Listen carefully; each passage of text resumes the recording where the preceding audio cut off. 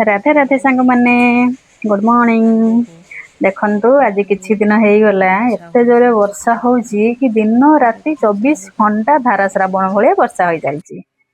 ए माने ड्यूटी पे जिबा पई तो बाहरी की रेडी हेई जाईची, किंतु ए जो पागो होउची माने टोटली जिबा पई इच्छा नाही।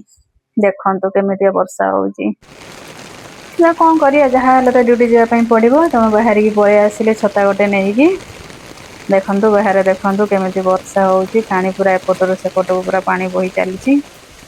छोट बेले हमर मने अछि एमिति वर्षा पानी रे आ वर्षा हला माने स्कूल जिबार नाही, जदी भी जिबु कचाट खाइके पड़ी आसीथिबु, आसी घर को रिटर्न।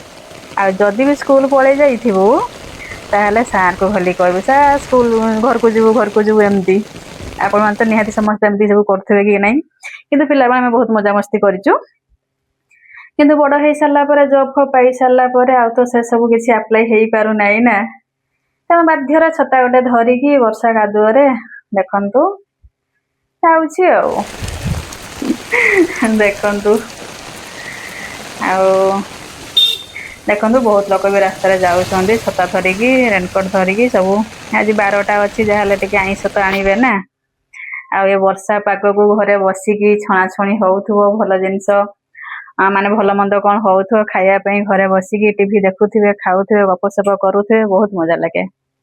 एठी देखंतु गोटे जो स्टॉल टा अछि माने खाइबा स्टॉल हमर जलखिया ब्रेकफास्ट पई लोक आसी सब खाउचंदी।